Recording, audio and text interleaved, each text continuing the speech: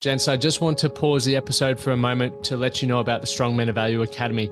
You will have heard me refer to it a number of times, and I want to bring more attention to it. So this isn't just a program, it's a life-changing environment and community of men who are focused on personal and professional growth. We're looking at areas of relationships, wealth, and health, things to help you thrive and maximize your life. Imagine having bi-monthly one-on-one coaching sessions with myself, weekly group coaching calls, and an incredible brotherhood of high achievers by your side. Now we're diving into resilience, leadership, and holistic growth to not just succeed in your career, but to thrive in your health and your relationships. Your journey to greatness, it starts here. So join the movement and you can apply for the Strong Men of Value Academy. You can head to themanthatcanproject.com to find out more. Today's guest is a great friend and an inspiring fellow that I've had the privilege to watch grow and also coach and take him through workshops, and he's a member of our Inner Circle program, Jesse O'Sullivan. Now, Jesse has an incredible story, and it's very relatable to mine, where he had a moment where he realized he wasn't living up to his potential. He wasn't going to look back at the man and the way he was acting and behaving with fond memories. So he was fortunate to have a moment where he got called out on that, and it made him realize that he had a lot more potential to live up to. And that's when he put his hand up to reach out for help. And through that help, his psychologist put him onto a podcast, which funnily enough happened to be this podcast, which whoever the psychologist is, thank you, you're a bloody champion, to have had, introduced Jesse to myself. And when he realized that I'm based out of Brisbane, as is he got in contact and the journey started there. So you're going to hear a lot of Jesse's journey. You're going to learn a lot about taking ownership, building routines, and setting a new standard for your quality of life, and the sacrifices and investments that you need to put in play to achieve those new heights. And the great thing is you'll be able to hear a real life experience for how that's paid off for him and where he's currently at.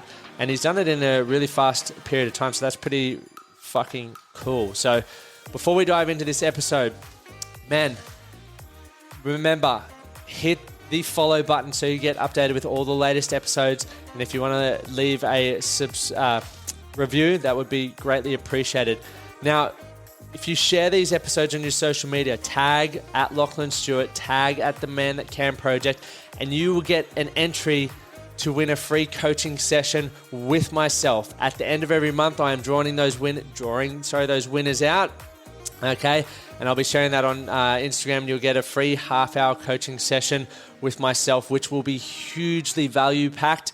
I did last month's session with Caleb, and he got so much out of it, and as did I. I learned so much about him and was able to help someone continue to learn and grow. So I'm excited for the opportunity with more of you men out there. And, if you aren't in our free Facebook group or in the Inner Circle program, definitely look into that as well. So gents, enough from me. This episode is going to be incredible. If you're driving, be sure to check out the show notes. If you are sitting down with a pen and paper listening to a podcast, get ready to write down a heap of gold.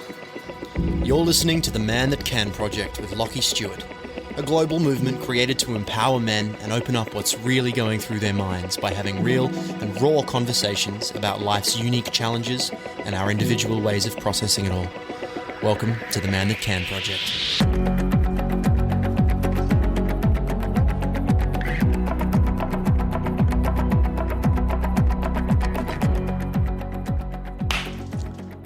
Welcome back to another episode of the Man That Can Project podcast. Today, our guest is the young, legendary Jesse O'Sullivan. Thanks for joining us, mate. Thank you very much. Thanks for having me. This is our second intro. I just messed up the first one. That's all right. But, mate, great to have you. We've just taken our masks off in Brisbane yesterday, 6 a.m. Pretty good. Not too bad, Get to see the smile on the show. Having to wear it all the time. Yeah. For everyone watching on YouTube, you can see Jesse's smile, whereas maybe we wouldn't have been able to see it. It's true. If we did this 2 days ago. But one of the reasons why I really wanted to have you on the show is you've really inspired me. We connected a few months back, or a bit more than a few months back now, through social media. And straight away from our first phone call, one thing that really caught my attention about you was your due diligence. I remember when I was your age, and not saying this is an age thing, this is just, in my opinion, a maturity thing and an awareness thing, is doing the due diligence to find out if something's the right fit for you, and making sure that you understand as much that is available for you before you sort of dive into something. It was an expensive lesson for me until I realized that due diligence was something I should probably prioritize, but you nailed it off the back and you had me excited about that. And hopefully after that phone call, I was like, we'll see if he comes. And then you got involved and here we are. Yeah. Coffee the next morning after that workshop and yeah, that was off to a flying start. Bloody epic. So yeah, you came to one of our Strongman of Value workshops and loved it. And then, we had coffee the next day and here we are. You're inaugural member of, I forgot the program. No, Man at Can Project. Yeah, the Man at Can, the Inner Circle. But it's been phenomenal watching your growth and your story, mate. But for the audience, give them a bit of a background behind the man that is. Sweet. All right. So yeah, I am 24 this year. So, pretty fresh into adult life and all that kind of stuff, and was a uni student right up until 2019 and everything.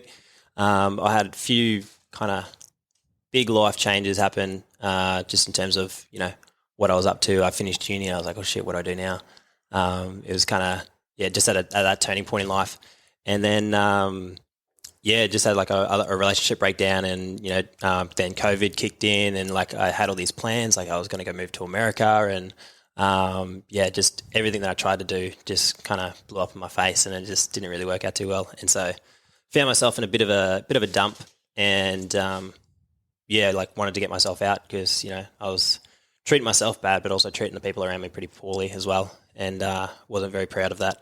Then I got to the point where I started seeing a psychologist and was seeing him for a little bit and he, suggested investing my time into podcasts and that kind of stuff, which is where I found so wicked. The Man That Can.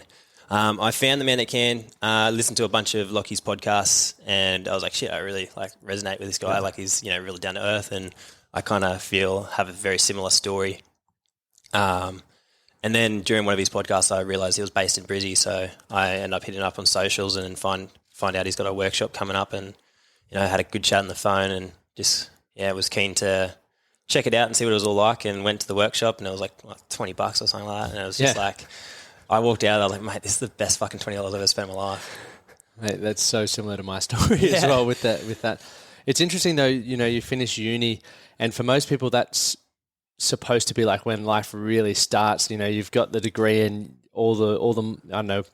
I thought if I nailed uni, I'd be earning heaps of money and be absolutely crushing it, but it didn't turn out like that. No, I guess like with uni, I was never too sure during high school and that kind of stuff what I wanted to do. Like, I remember I actually had a chat with my parents at my graduation. I was like, oh shit, I was going to be an electrician. Like, I wanted to follow my dad's footsteps and be an electrician and. I had a bunch of people telling, no, you can do way more than that. You can do more than that. And then I was like, all right, what do I do then? Like everyone's telling me I got to do more. It's crazy. Yeah, the amount of pressure and all that kind of stuff. And like, so I was like, I set my sights on being a physio and looked at that. And then my guidance officer at school was pretty much said that you're not smart enough to be a physio, so you should probably aim for something else. I was like, oh, fuck you then. Fucking oath, man. So that's where I ended up going towards exercise science and with the intention to transfer to physio after to try and prove this guidance officer wrong. And I think that's part of my character is that I like to prove people wrong. Feels good, when they're like judgmental and things like that and, and you have a different belief around, what you're capable of. It feels good to be able to prove people wrong when they, depict you as something and you can, throw it in their face kind of thing. Yeah, 100%. I think through that process, because I, for a long period of time, used that as my motivation and I think I've grown out of that now, but at the start it got me into action that maybe I wouldn't have taken had I not wanted to prove someone wrong. I probably would just be like, nah, it's all good. I'll settle. But then I think it's healthy to go to a place when it's like, right, well, now I'm just excited to, I know that I can form new habits. I know that I can learn new skills. I know that I can be better than I am today. Not saying that where I am today is poor. Yeah. I just want to keep improving. And then it sort of shifts your whole understanding and drive behind why you want to be better. Exactly. But let's talk status quickly. That was a good point. Status. Yeah, well, I was very similar to you. I didn't ever have the drive to want to do university. I wanted to be an athlete, but then, it was either that, do a trade, or go to university. Yeah. And I didn't want to do a trade because I thought I was better than that because of the pressure. Actually, we can talk about cultural conditioning as well. The pressure, but also the cultural conditioning that, trades are for people who aren't as intelligent and, working class. And I didn't want to, I wanted to be wealthy. I wanted to create a life of choice and freedom. So that sort of steered me away from wanting to do that as well, even though I enjoyed, working with my hands. So do you feel that played a factor in your decision to go into exercise physiology as well? Yeah. So I told everyone I was really, I would say I was pretty nerdy in school and that kind of stuff, and wasn't really sporty or anything. So being an athlete wasn't an option. And but then I felt like I wasn't smart enough to be like a scientist or anything crazy, really up there. So, when everyone's like, oh, you got to do more, I was like, fuck, what do I do? So there was definitely heaps of pressure around, going to uni and just forcing me to decide on something. Yeah. Right then and there, that's something, and then the way they put the pressure on, I was like, this is what you're going to be doing for the rest of your life. Choose wisely. There's just crazy amounts of pressure there. So I guess that those people around me, and I'm really grateful for the fact that they did push me to go to uni, even though it wasn't really my passion or anything like that. Exercise wasn't my passion; it was just an enjoyable thing for me. Then going through uni and that kind of stuff, I knew straight away I was like, I don't want to be an exercise physiologist. I don't want to do it. I was going to do, probably in my graduating year, I had my sights set on becoming a cardio. What do you call it? Cardiologist? Cardiologist, a cardiac technician. Okay. So testing hearts and that kind of stuff. And I wanted to really get into cath labs and stuff. Yeah. And that was a passion for me because it was I've got a lot of family history with cardiac illness and things like that. So for me, I was like, if I can learn as much as I can about this, it's not going to affect me. So that was my passion for that. But then graduating uni, I realized how flooded the market was for that, how niche it is, and how flooded the market is. Any science degree can get into that, and so I was just up against top dogs, and then COVID hit, and I was just a lot of self doubt there that I was no, I can't do this.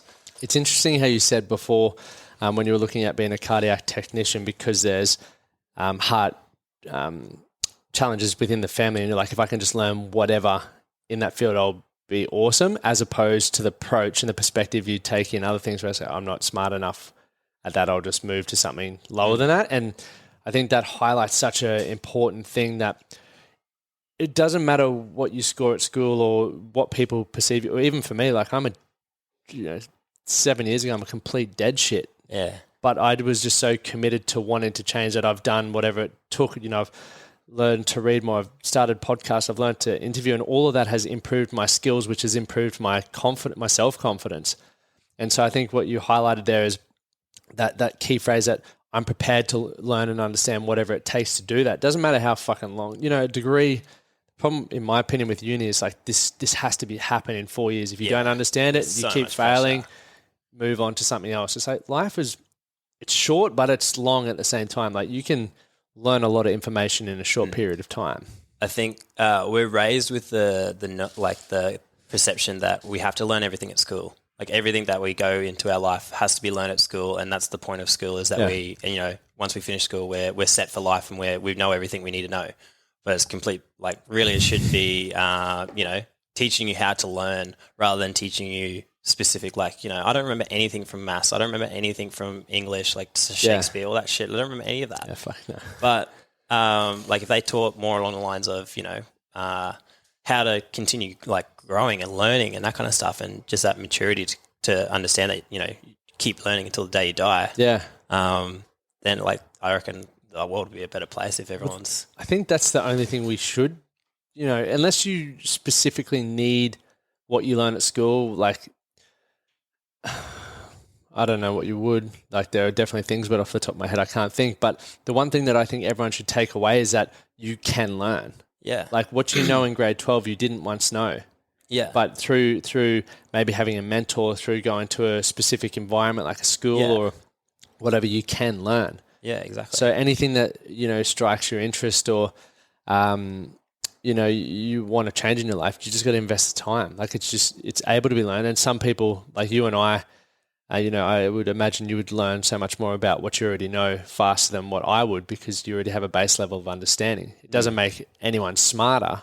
I can still catch up should I want to invest the time. But exactly. That's where we need to understand priorities and stuff like that. Well, that's where the concept of people are born genius and people are born, elite athletes and all this kind of stuff. And it's you just put hours into what you're passionate about and you get better at it. Yeah.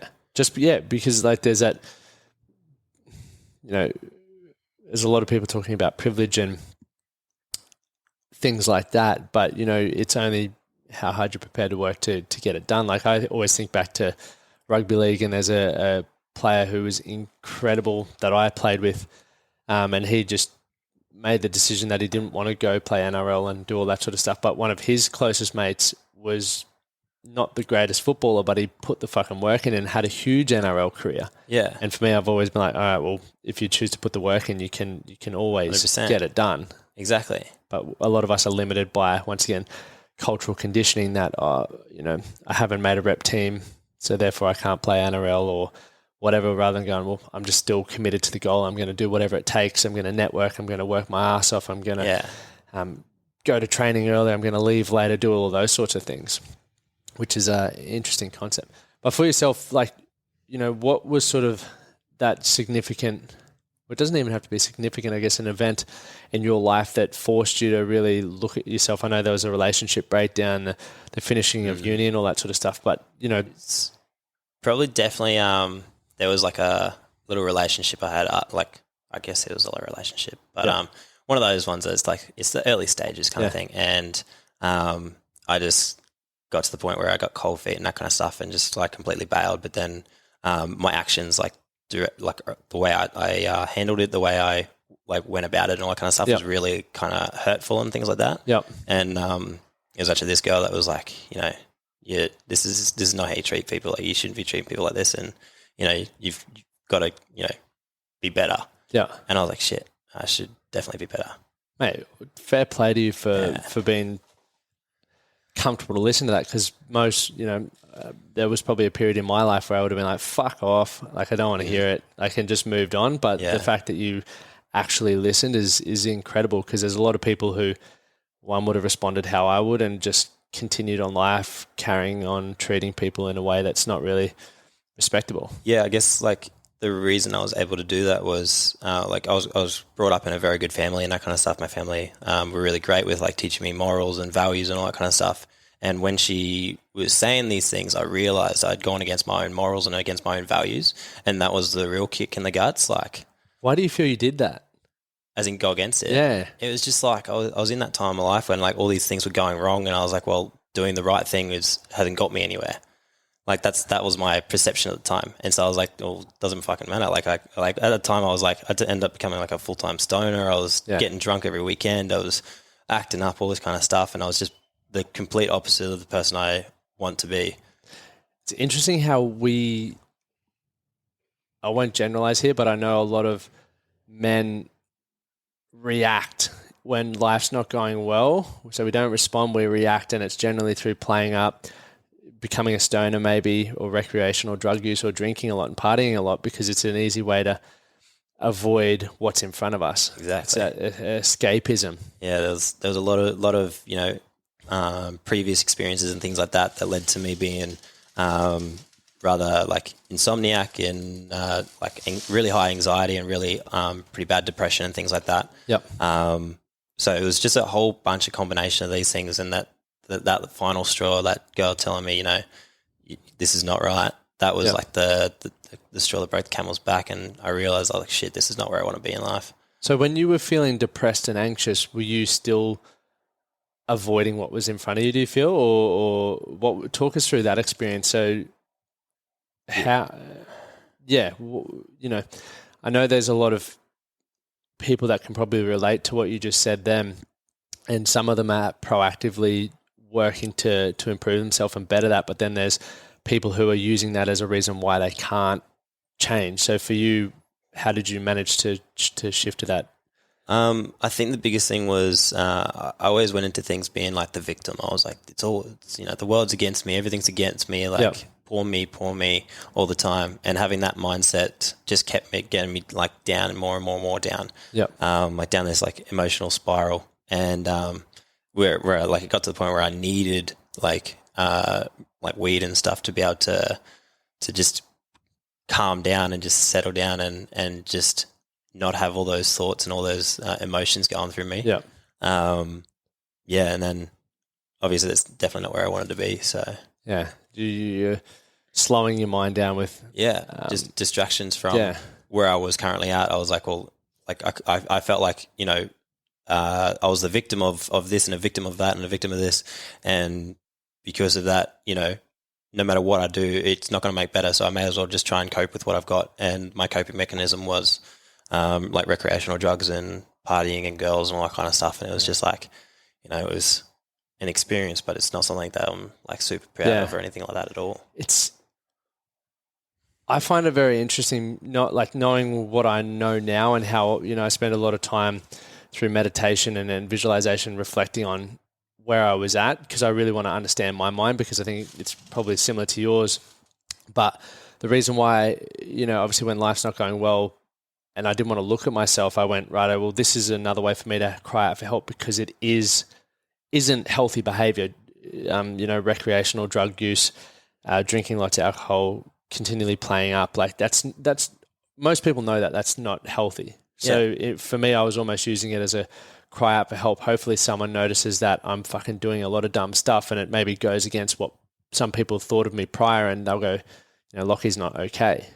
Once again, though, it was like, it's like that victim mindset. It was like, oh, I'm doing these things and I am the way I am because of something else. It was always because of something else. It's like, you know, I'm acting this way because of alcohol. I'm acting this way because of weed. I'm acting this way because of, you know, my ex broke up with me, or I'm acting this way, like always like have an excuse for something. And then it was that final thing where I was like, no, this is actually on me. These are my actions now. They're not just hurting myself, but they're hurting those around me. And I've got to take ownership of those actions, and I've got to take ownership of, you know, this is not right, and it's not the weed's fault. It's not the alcohol's fault. It's my fault. Yeah. And I've got to fucking do something about it. Did you find that hard to do? To me, it was emotional enough to be like, you know, it was like cracking the whip. It was just like, that was as I said, the straw that broke the camel's back. It was the one thing that pushed me over the edge. I was like, wow, I've really fucked up. And like, this is not down to anyone's fault but my own. And therefore I'm the only one that can fix that. And I'm going to need help to fix that. So that, you know, the first step I did was, you know, reach out to my doctor, and, you know, he referred me over to a psychologist. I was seeing a psychologist for probably about 9 months last year or something like that. And then, and slowly progressed from psychologist to pretty much a life coach. And then, it went from there. Sometimes for me, it was like I just had to look myself in the mirror and go, you're being a fucking complete prick. Like, it's owning it. Yeah. And now let's look forward to changing it. And one thing I get caught on, and we'll circle back around to where we are, is I try to, you know, I think these open conversations and understanding why I feel I acted in a certain way and you feel you acted in a certain way, I always get stuck sometimes thinking that, oh, am I just trying to justify my actions? Exactly. You know, and I feel it really challenging, because I hurt a lot of people as well. And for me to then come out and say things like, I did this because, and it's like, well, I'm not trying to justify my actions, but I think if I can share, and as with you sharing as well, people might be able to go, maybe that's why I'm being a prick at this point in time. And hopefully we can create a positive ripple effect where it's not about the justifying our behavior, because, you know, what's done is done. It's help to go, putting our hand up to go, look, I'm prepared to use my experiences and how I acted and what I thought about it to better empower men who are going through similar things. Exactly. And like that in terms of my own goals and where I want to take my future and things like that, like in a very similar path, but I want to be able to educate. So I'm currently studying master's education, and I want to be able to take it to schools and be like, all right, well, this is, you know, how to be emotionally intelligent. This is how to, you know, stick to your values and your morals by actually acknowledging what they are, and then being able to sit down and be like, I've gone against my own morals and stuff like that. So if I can find a way of bringing that kind of education to more mainstream schools. Like they're slowly bringing that kind of stuff in, but it's Not something fast that enough. I want to try and boost up a bit. It's cool to see how quickly you have turned your life around, like, and now what you're just talking about there. Like, I think sometimes it can be, change can take a while. Like, I think learning new skills and stuff, but making a decision for the quality of a life can be instantaneous, as you have done. And you're not where you want to get to, but you've got a very clear and certain vision around what that looks like. And I think that's one of the most powerful things. And so for those who are listening, and you may be able to relate a lot to Jesse's story, and, you might have the depression, you might have the loneliness, you might maybe not be in a career that's as fulfilling, or you just got out of a relationship and have had to have a hard look at yourself. You can make the decision to change right now. Exactly. It's not necessarily always easy to work through. It can be confronting and everything like that. But as Jesse's done, that creating that solid vision for yourself is empowering, because I imagine saying that out loud feels fucking good, as opposed to saying what, maybe you said to yourself, 12 months ago. Yeah. And I think in terms of like my mental health and everything, once I had that purpose and I had that vision in my mind of this is what I want to achieve, that all of a sudden, like, I had just had so much more oomph in life, like, and then it kicked into like my work drive and all this kind of stuff. Like everything stemmed from knowing, like, having purpose and being contentful with what I was doing. Yep. And like actually heading in the right direction. Like all of 2019 or the start of 2019, because all this shit happened, I was just like, like all my plans are just going to dumps anyway. There's no point making any plans. Yeah. And then obviously one thing led to another, and I was down a rabbit hole with depression and stuff. And then it wasn't until I found, something to work towards and something. So the first thing to work towards was myself, and work on myself, and, get myself to a point where, like they say on the planes, like, put your own mask on first before you put someone else's on. Yeah. Fix yourself first, and then you can use that to help those around you. Because otherwise, and it's the same for like the whole self-love stuff. Like, you love yourself first, and then 100%. you can love those around you proper. Like, actually, 100%. Actually love them. How did you find, obviously putting yourself first to go, righto, I need help, and I don't have the right tools and I guess strategies or even people around me to help me get through that point. What was it like to go, fuck, I need help, let's go see my doctor? Was there any stigma around it for you, or? I like from a relatively young age, I've always thought of, if you need help, like I always saw myself as like the friend that was giving advice and all that kind of shit. Yep. And dated girls with depression and things like that. And so like from a young age, I like learnt like, what are the right ways? Because at that time I was completely, like, in terms of emotional, I was completely fine. Like I had pretty bad anxiety, but in terms of like depression, I was loving life and everything at school. So I was trying to help those around me as much as I could.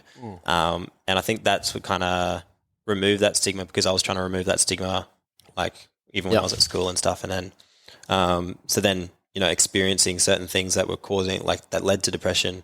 The first thing I was like, take your own advice and go and get help if you need it, and go and do this. And so, like, to me, it wasn't, there was no real stigma in my own head around going to a psychologist. If anything, I was like it should be normalized 110%. And that's the mindset I had around it. And so really the biggest thing for me was the money investment for paying for a psychologist. Like, it was like $170 a week or something like that. Like, it's definitely not cheap, but it was, to me, it was like, because I'd gone so far against my values and against my morals, that it was worth the investment. Like, I was like, nah, this is 100% worth my investment, because this is who I am and who I want to be known as. I don't want to be known as that dickhead stoner that gets, drunk and sleeps with lots of girls and all this kind of stuff. Like, I don't want to be known as that. I want to be known as someone that's, empowering those around him and, helping those people around him, and being a good role model and things like that. So it's funny when you hit rock bottom, and then once again, rock bottom is unique to us as individuals, so don't assume you have to.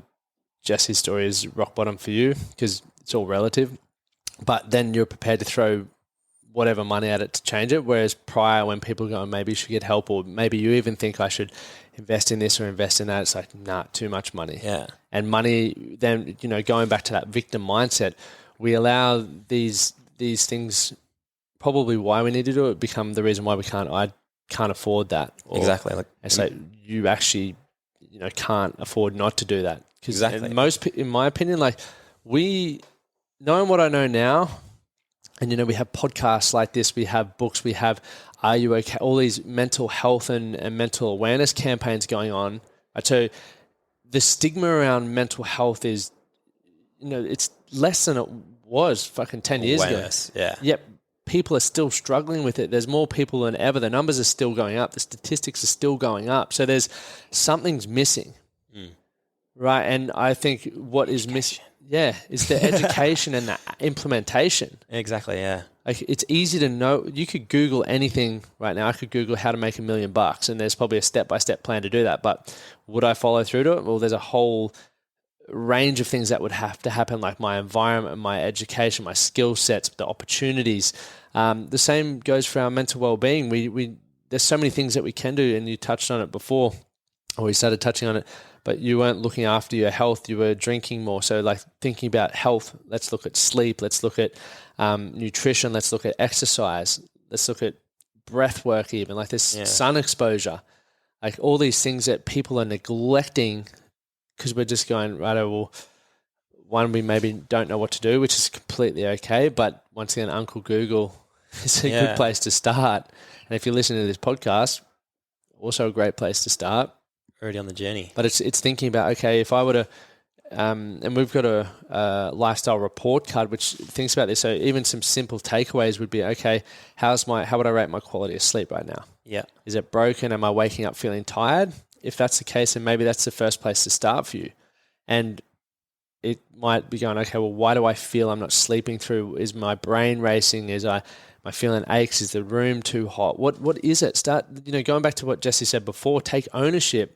Ask yourself more questions and come up with answers. You're creating a map for what the fuck's going on in your world, not what's going on in Jesse and I's world because we're sitting here. It's got to be unique to you as an individual. Exactly. And questions and answers are the fucking duck's nuts for that. Exactly. Like there's no like set structure of, where to go or how to do it or anything like that. Like you can't, like as you said, you can Google to, how to get rich and shit like that, but you can't Google what's going on in your own mind. Like you've got to sit down and figure that out. And it's scary, man. Yeah. But once you actually invest, like it doesn't even have to be money. You sit down and write stuff down on paper and you can get your mind out and it allows you to go through and process what's going on and be able to like put it into a logical list. Yep. And be like, okay, well, the way you started that list, exactly, like my sleep was really, really poor. So the way, because I had insomnia and like my brain was going nuts. And so the first thing I thought, how do I improve my sleep? I'll just start smoking weed. Like that's a sedative and all that kind of stuff. It would knock me out.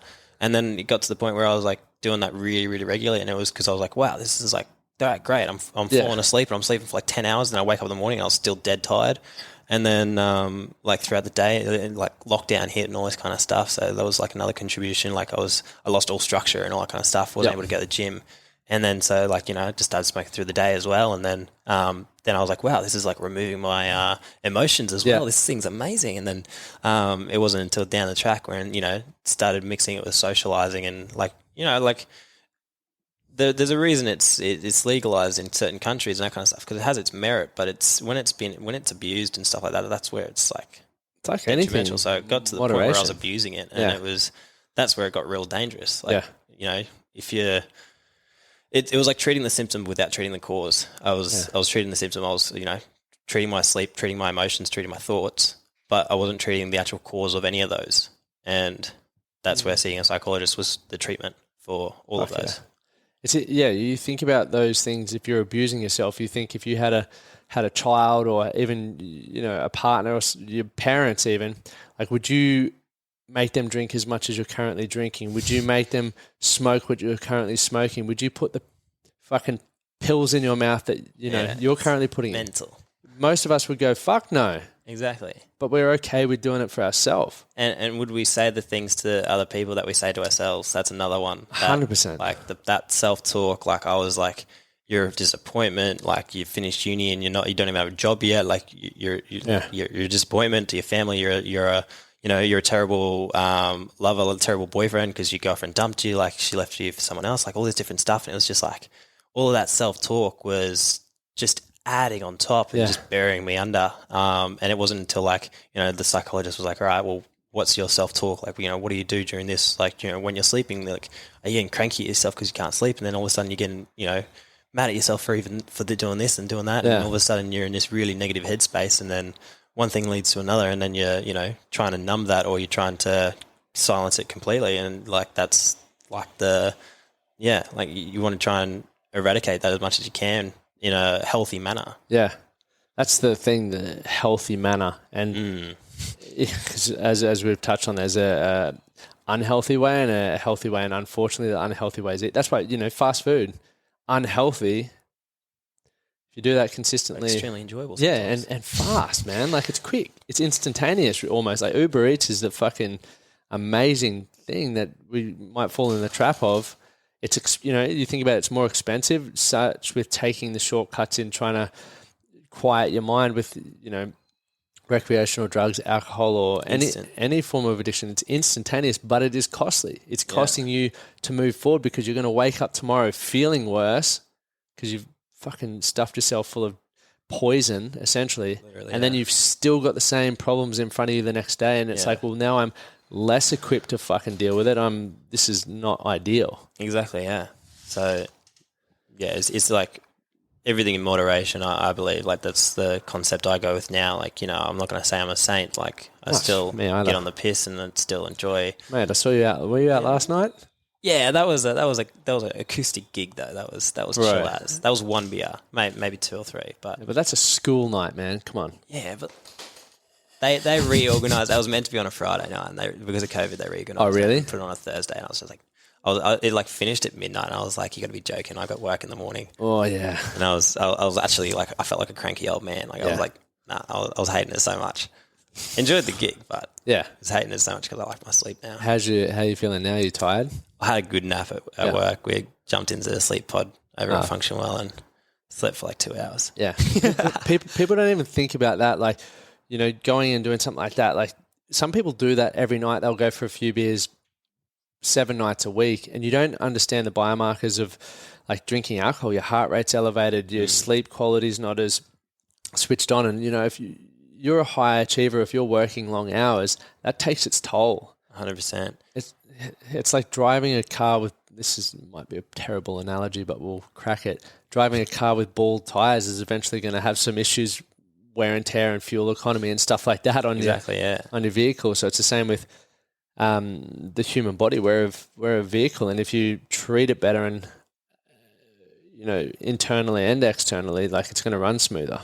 Exactly, 100%. Like, that was one thing that, like, joining the Man That Can, that's exactly what it was like, going in for a service. Like, I was going in and, I was because I joined the Strong Men of Value, so I was going in and my training completely changed. I was training like 5 days a week, and in a healthy manner. Like, over at Function Well, like, they have the focus on like restoration and stuff, and I was like, wow, this is really cool.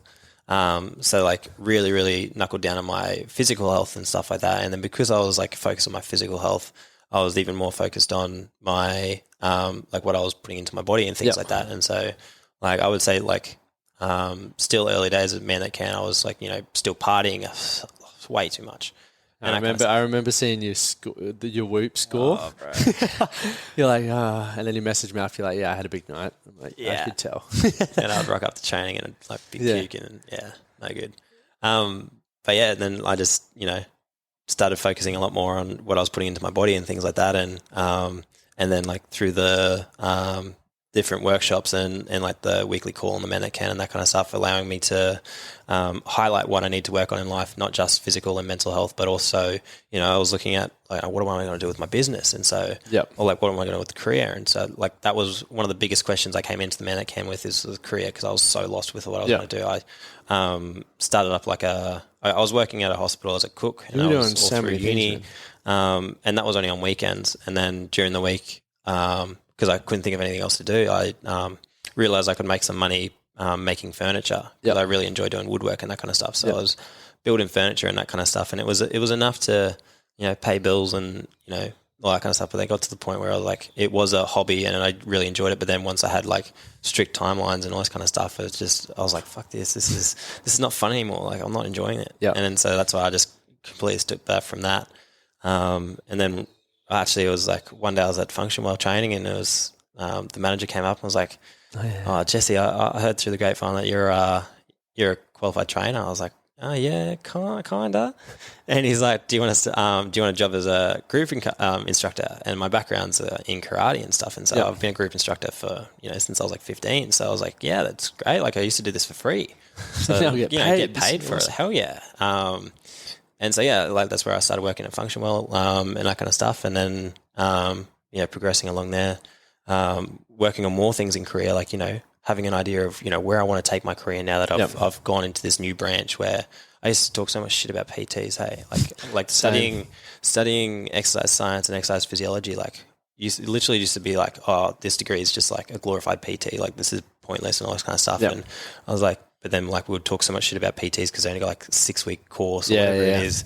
But then like coming to Functionwell and like meeting you and all the other boys and even some of the ladies there, it's just like there's actually some good PTs out there. I was like, holy crap. Yeah, and that goes back to that whole status thing, and 100%. It doesn't always matter about the qualifications and stuff, because if you just do it just to get the qual and then think you're a fucking Hercules, as opposed to some people who just absolutely froth on what they're learning and continue to learn and upskill. Like, I think about how many trainers there must be out there that don't, you and I went away to a workshop over the weekend to continue to upskill so we can improve our services and our businesses and stuff like that. And there's people that just don't do that. Yeah. I'm like, what the fuck? I wouldn't want to be coached by you. If you're not inspired to improve your own quality of life, then... actually met me. I was like, fuck you. Yeah, no. Fuck you. Yeah. No, I'm out here.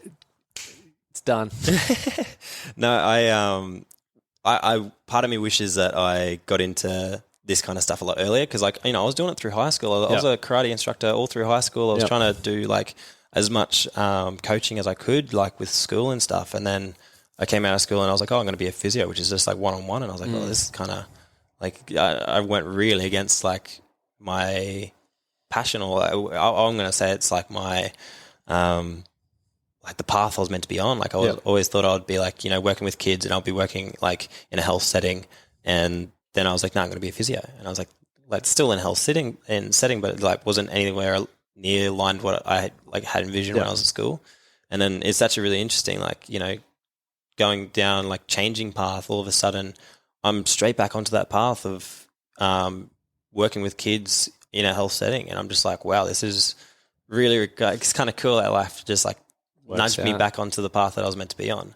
And I wouldn't be on this path if I was still in the relationship that I was in, if I ended up going to America, I wouldn't be in this path. If I ended up, all these different things that happen, all this shit stuff that happened in life, like if those things didn't happen, then I wouldn't be on this path that I'm on now, where I'm like super passionate, like I'm fucking loving life. And, I'm working like really long days, but it doesn't feel like work because I'm so passionate about it. I really enjoy it and thoroughly enjoy it.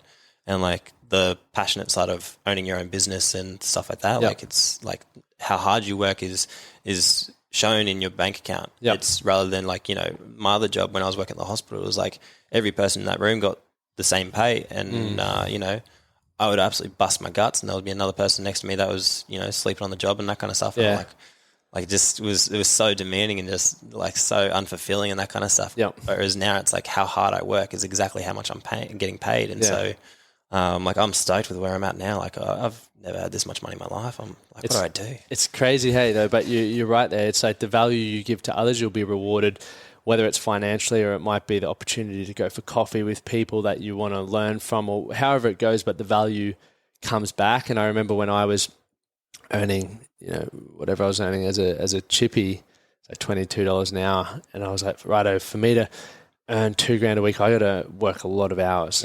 Like a fucking lot. And sometimes you're limited by that, and your body can't keep up, or if you go out on the piss, like it makes it a very tough time, rather than going, right, well, how can I actually just add more value to people and increase my wage? Like it's a completely different mindset. And within that mindset is like, right, well, the one thing I can control here is me, and I need to be better. I need to take more responsibility. I need to maybe learn sales, marketing, more about whatever it is that I enjoy learning about, because that's what puts me ahead of the pack.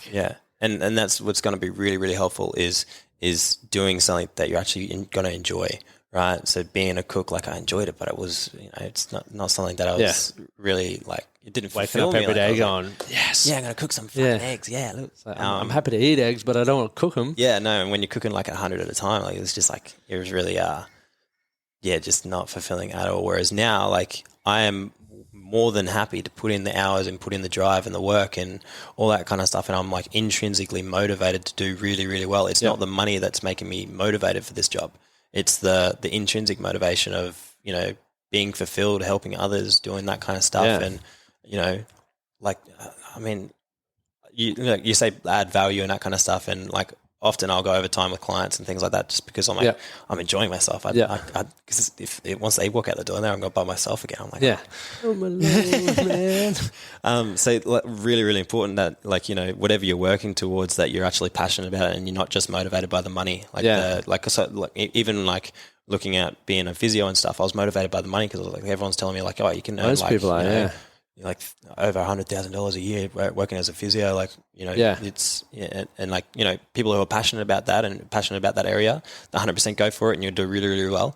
But if you're not passionate about the area, you're not going to do well. It's pretty much you'll be resentful. If I was overworking in a mine doing some rock work or something, doing something that's completely away from my passions, then I would hate life. I would hate my job, even though if they're paying me like $200,000 a year. Like I'll still hate it because it's not my passion.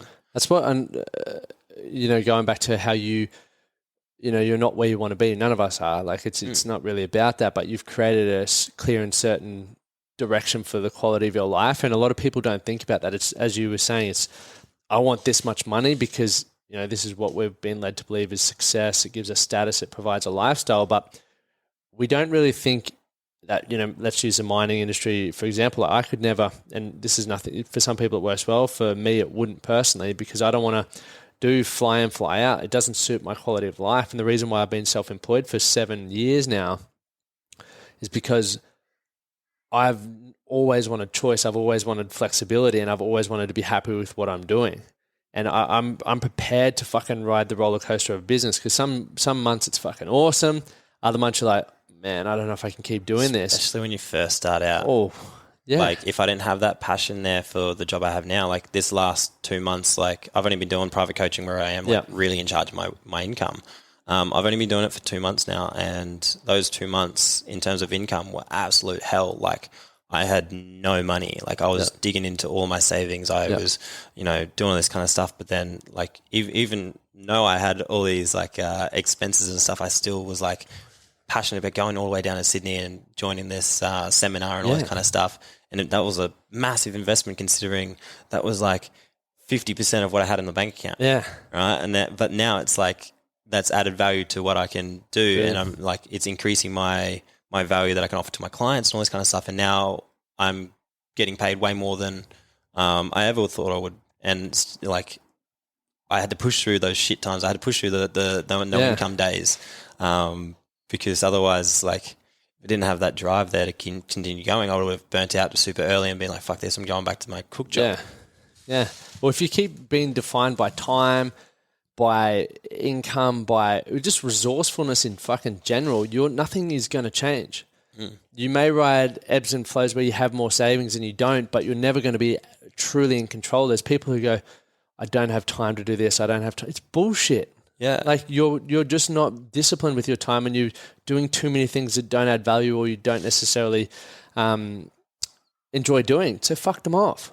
And like people will find themselves in jobs they absolutely hate, and like, they've been in that job for like 10 years or so. And like it comes down to that passion again, like me being passionate about my job and that kind of stuff, and being willing to invest my money to progress. Like, if you're in a shit job, you're not going to have that drive to want to keep moving forward, and then it's just like you're stuck. You get really, really stuck.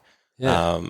Whereas like now it's like you find that place where you do have that passion, and even if the money is shit, you're still willing to work towards getting better. Like even if like the hours I'm not getting paid for and stuff at work, like I know deep down that's progressing where I'm going, and even if it wasn't to go back into my bank account, it's going to go into the feeding the passion that I have for the clients and for the people I interact with. And the longer you leave it, the harder it gets in terms of creating change, because some of us get into debt, right? We maybe get a mortgage, you may start a family, and then there's another few reasons why you can't leave that job or you can't invest in this, because it's like, I've got to feed a family, I've got to pay my mortgage. And it's like, fair play, they may be real, but like, that's why for me, and I think you're on a similar path, like as a young person, I was just like, if I'm not happy, see ya. Learn a skill. What do I need to learn, or what am I potentially interested in that's going to help me move forward? Like people get to a point, unfortunately, where they think they're better than doing certain things. Like their ego gets over.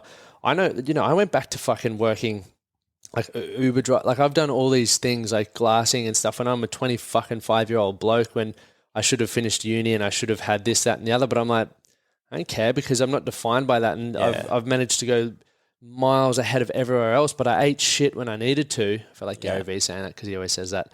But like I wasn't defined by what I was doing. It was just a means to an end to help me progress to where I wanted to. I wasn't stuck in some role that I hated because I needed to pay my wages. I was like, right, I can learn a skill from this. I can learn a skill from this. I can learn a skill from this. And even when I started my business, I had no money. Yeah. I just worked my ass off. I was prepared to put in the work that people aren't. Exactly. And like, I was going to say something. What was I going to say? Don't you just love it when your thoughts just go? It was really, really good too. I bet it would have been probably the title of this podcast, I reckon. Fuck. Anyway. It'll come back. It'll absolutely pop up like a bubble in a bath, mate. It will be back. Don't you worry about that. But ultimately, when we look at the direction for ourselves and the path that you've been on, he's back on. He's given me the nod. Go, take it away. Yeah. So it's like the mindset of like trying to reach a destination or being on a journey, and it's like that was something that I just to put a bit of analogy, I did Everest Base Camp in 2018, and it was just like one of those things. It was like it was like my bucket list item. And I was like, I'm going to start working my bucket list now. Like, why wait until retirement? And I'm going to start doing it now. And so I went and did Everest Base Camp, and the entire way I was like, can't wait to get there. And I was like, rushing through these walks and, rushing in front of everyone else and trying to get to the next location and all this kind of stuff. And then I finally get to Everest Base Camp, and it was the biggest fucking letdown, because Everest Base Camp is fucking ugly. It is so ugly. It is just rocks. Yep. And like, I think a week prior, there was a landslide that destroyed like the actual base camp. So we had this little rock that had a little flag on it saying Everest Base Camp 2018. And that was all we had. Like it was like nothing of what I expected. My expectation of that destination was meant to be this glorious, amazing thing standing at the foot of a mountain and like, this great achievement. And I got right to the end and I was like, oh, this is shit. And then that was what made me realize, like, all the entire journey up there was not about getting to that end point. It was about actually doing the journey and doing the hard yards walking, but then also taking in all the fucking beautiful things along the way. Like I realized, like looking back at the footage that I was recording and that kind of stuff, just on like time lapses and stuff, I was like looking out over these massive, massive mountains, like walking through the Himalayas and like these massive trains of yaks and stuff, and like looking down and seeing a helicopter fly past, like looking down at a helicopter. Yeah, that's like wild. That's how high up. Like all these amazing views that I didn't absorb and didn't take in simply because I had my eyes on just the destination of where I was going. Yeah, you missed life. And so that's where it comes down to like relating that to career and stuff. If you just have a destination of, I'm going to do fly in, fly out of, or if we keep using this as it's a shit idea, but like say you got a goal for a certain career, as I don't know, let's say a teacher, right? Then you become a teacher, and then you're like, okay, I made it, and then you just chill out as a teacher for the rest of your life. And some people that's fine, but like if you really want to do well, you've got to like see that as like you're on the path of continuing to progress, and like you always want to do extra things to add value to that, so you can continue progressing along that journey. You don't just get to a destination. Like to me, there's no end point. Like if you you're just still keep telling working. the same jokes that you were telling 10 years ago, fuck me, mate. Like put the work in. Like every time it's the same as like in the gym and stuff. Like you set a goal to achieve in the next 6 to 8 weeks or whatever it is, like a short-term goal. And at the end of that 6 weeks, you set another goal and you work towards that, and you just keep doing those. Why we do the 12-week game plan, man? Like exactly. It's long enough that you can start creating some momentum and then seeing some growth, or it's also the perfect amount of time to go, that's not working for me, I need to change it. Yeah, like so we've done 3 12-week Yeah. game plans now, and my first one was like I fucking threw it in the bin after 2 weeks or something like that, and realized that my mindset at the time was I was looking at the wrong areas and things like that, and tried it again, and then was probably got about 6 weeks into the second one, and then threw that one in the bin, and then third one I came along and I finished that one, and I think I've done a fourth one now, and I've just come to the end of it, and it's just like I've achieved everything that's on that list, and like I'm absolutely fucking stoked with it, and it took 4 times sitting down and writing goals, and then scrambling up and throwing it in the bin 4 times to get to a point where I could actually fulfill that entire journey, I guess you could call. Got to my destination. Now I've got a new journey, and it's just like keep setting your target higher and higher and higher. Like when I first started, it was to actually read a book, like to read a page of a book. You've got a healthy bookcase starting. Yeah, mate. It's really grown, and like well, I mean, when I first spoke to you, I was like, I don't read books, mate. I don't fucking read books. And right, that was the mindset I had. Even like the mindset towards like, I remember having a chat with you, and I was like, nah, not going to buy a house. It's a stupid investment or all this kind of stuff. And now I'm like putting money away for a house, and like all this stuff that was like, no, my money is better off in my bank account. And but by progressing and learning and going along that journey, like your mindset changes, and therefore your goals are going to change, your intentions are going to change. And it's just being able to like take in that change and accept that change, and be open to it. Like it's completely like, as we said at the start, like, change is good, and you like should be embracing it. And like you're not going to like completely flip overnight, but we should be expecting change in life, and we should be able to, like, by expecting it, we're able to handle it a lot better and progress a lot better. We should definitely always challenge our beliefs.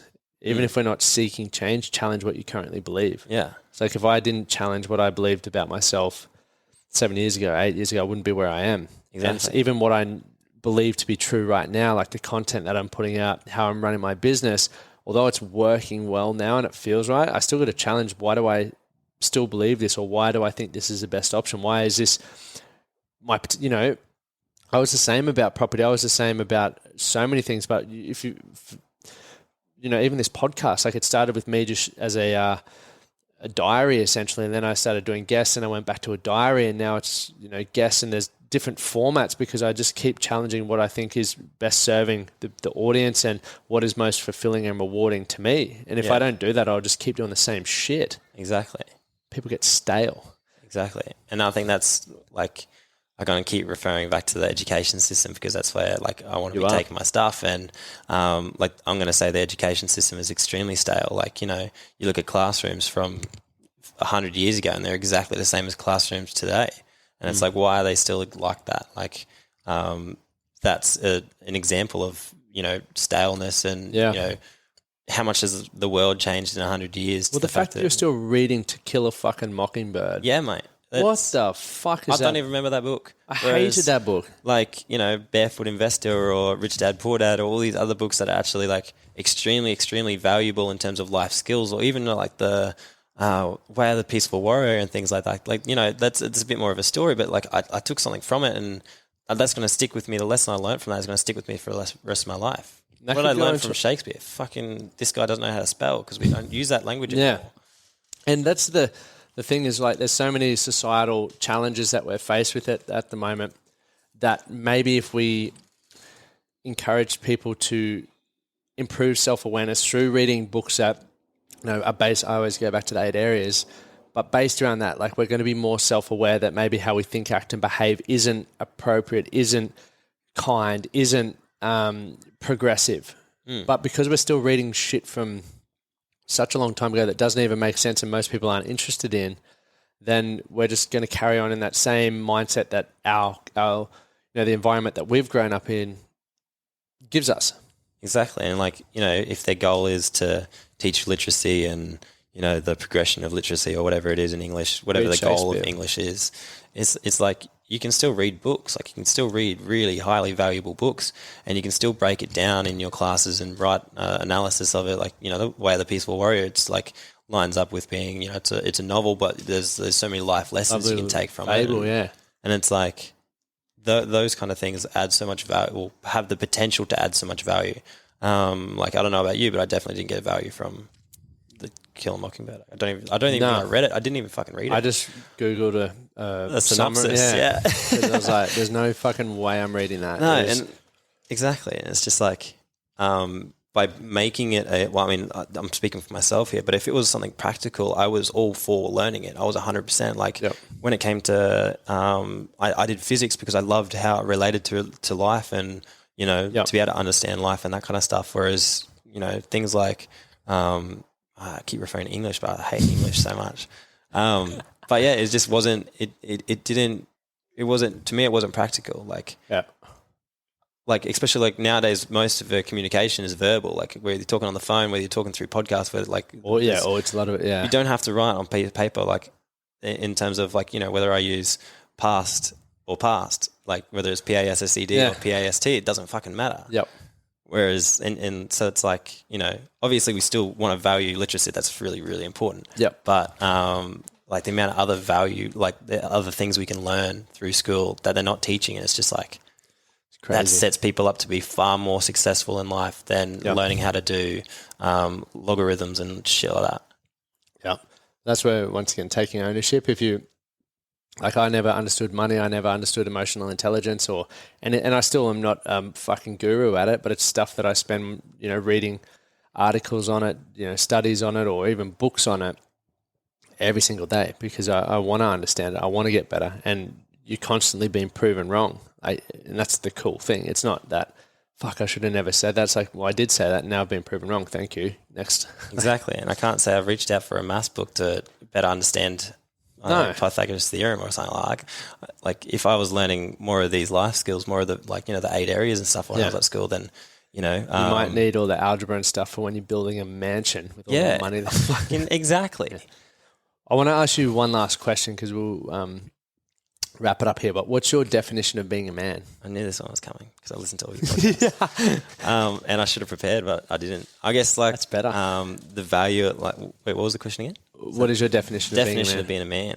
So, to me, definition of being a man is, well, keeping yourself accountable for the shit that you're doing, like whether that's good shit or bad shit. You need to be aware of what you're doing, and if you are aware of what you're doing, you're going to be a better person. You're going to be a better man. But then just the classic of, protecting and taking care of those around you and things like that. Like, I feel like that's something that's ingrained into society, but I don't want to get rid of that. I reckon it's a good little 100% good thing to be. 100%. I agree. And where can people find you? Obviously you're in All Out, the Inner Circle program and everything like that, and all over the Man That Can project, but where can they find you personally? So Instagram is JD Sully, so JDSULLIE. And then my business with the PTing is the JD Academy. And that's all of my socials right there. That's all you need, and he will have an email list soon. Yes, email list, and hopefully you see my face a lot more with the Man That Can and that kind of stuff, and see where we can take the Man That Can in the future. And it's been inspiring. I've taken away so much from that, and I look forward to listening to it again and getting it out to people. So thanks for your time. Cheers, bro. Gents, you know what to do. Make sure you hit the follow button and share the episode to gain an entry into winning a free coaching session. We'll see you back here next week where we have another incredible guest sharing some tips and experience on how to take your life to that next level. Thank you for listening to the Man That Can Project podcast. My name is Lachlan Stuart, and I hope you enjoyed this episode and found it helpful. If you did, please take a moment to rate and review the Man That Can Project on your favorite podcast platform. And don't forget to subscribe to stay up to date with our newest episodes. We'll see you again next time.